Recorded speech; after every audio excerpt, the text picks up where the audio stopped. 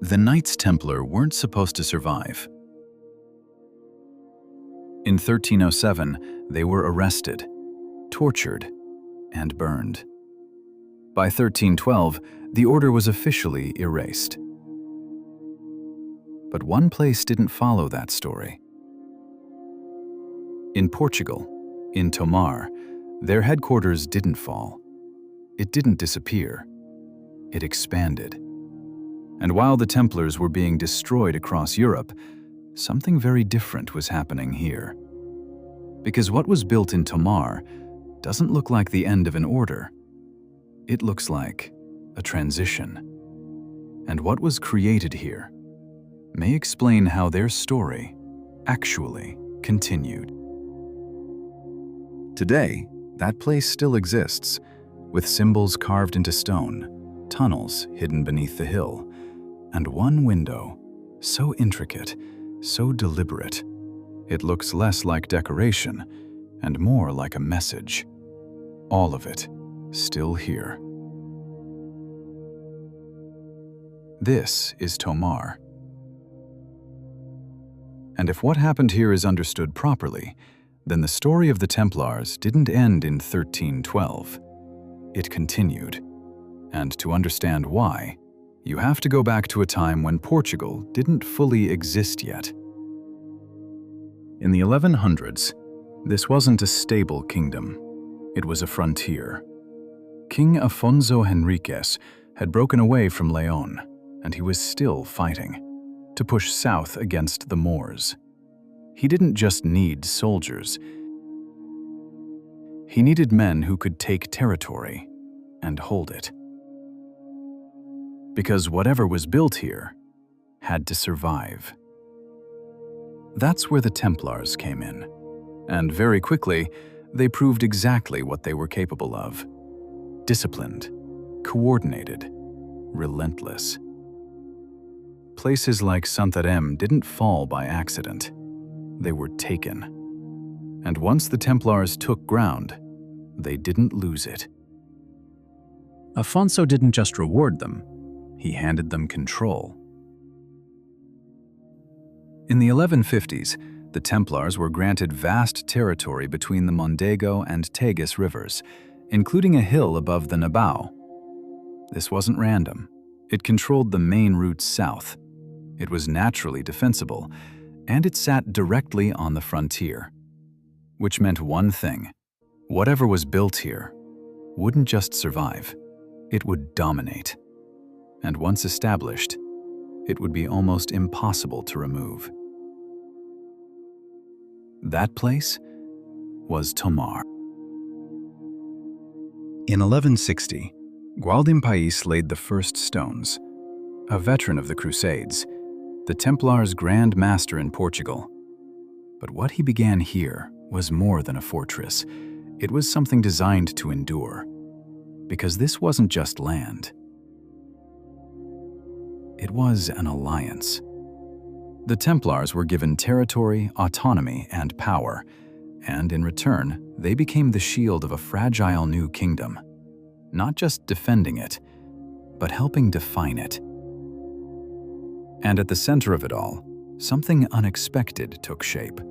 Not a standard medieval church, but something far more unusual. A structure unlike anything else in Europe. Deep inside the fortress stands something unexpected. The Charola, a round church.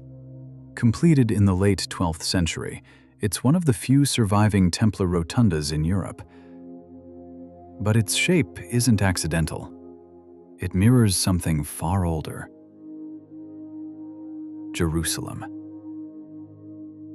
The design draws directly from the Church of the Holy Sepulchre, and possibly even the Dome of the Rock, the symbolic center of the Crusader world.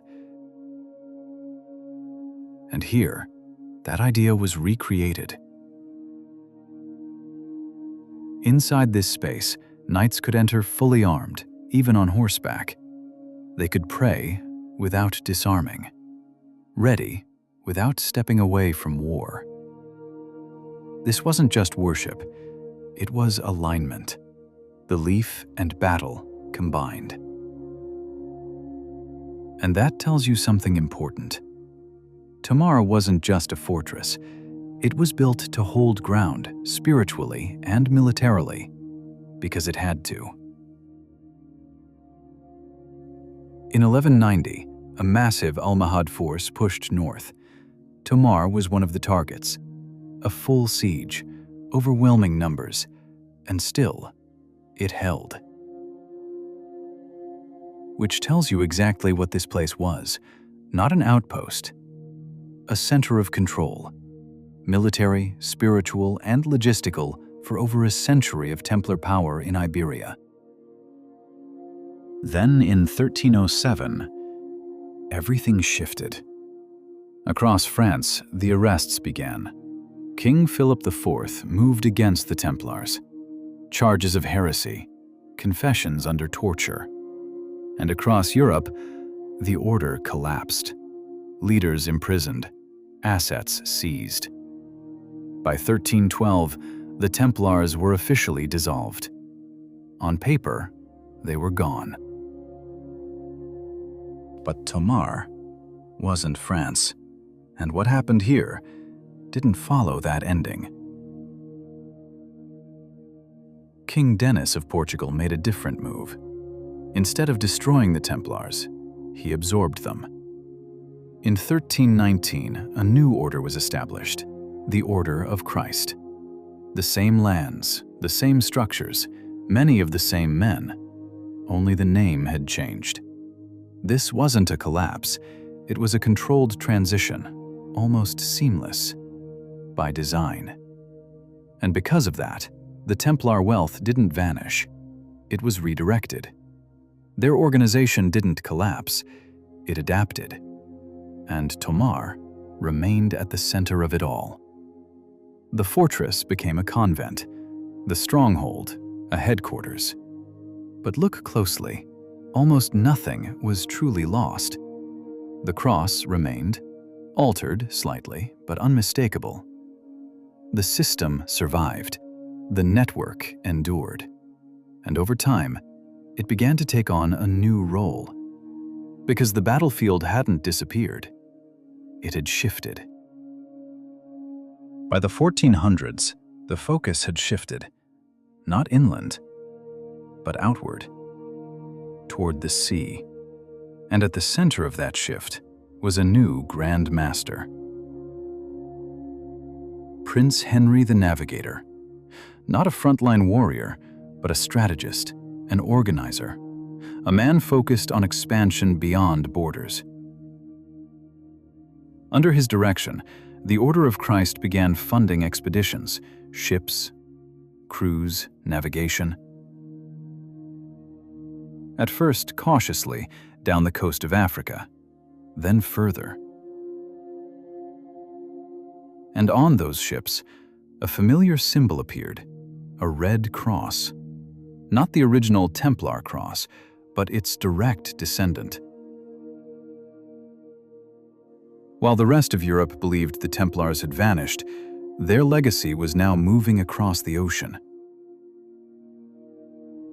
Mapping coastlines, opening trade routes, reaching lands previously unknown to Europeans. And Tomar was no longer just a fortress. It had become something else entirely. Not a place of defense, but a center of expansion. Over time, Tomar didn't remain static. It was reshaped. Under King Manuel I of Portugal, the site was transformed again, and at the center of it is one of the most extraordinary pieces of stonework in Europe. The Chapter House window. Carved between 1510 and 1513 by Diogo de Arruda. But this isn't decoration. Look closely. Stone ropes twist like ship rigging. Exotic plants, forms unknown to medieval Europe, emerge from the surface. Armillary spheres, Symbols of navigation and expansion are woven into the design. And at its core, the cross. Not hidden, not subtle. This isn't decoration. These are maritime symbols, carved at the exact moment Portugal begins exploring the world. And that's not a coincidence. But here's the part most visitors miss. Because beyond the symbolism, the questions begin. There are persistent accounts of tunnels beneath Tomar, possibly linking the fortress to Santa Maria do Orival, the burial place of the Templars' Grand Masters. Recent work has revealed underground passages, and no one can say with certainty where they lead. Is this something deliberately concealed? And then there are the stories that something brought back from Jerusalem was hidden here. Relics, gold, even the Grail itself. Whatever the truth is, the stories never disappeared. At the Convent of Christ, nothing feels accidental. The symbols, the structure, the details, they all point to something intentional. Not just decoration, but a way of preserving meaning in stone. Tomar doesn't prove the Templars disappeared. If anything, it suggests they didn't. What ended on paper continued in another form, across oceans, through symbols, and in places like this, hidden in plain sight. Stay curious, because there's always more beneath the surface.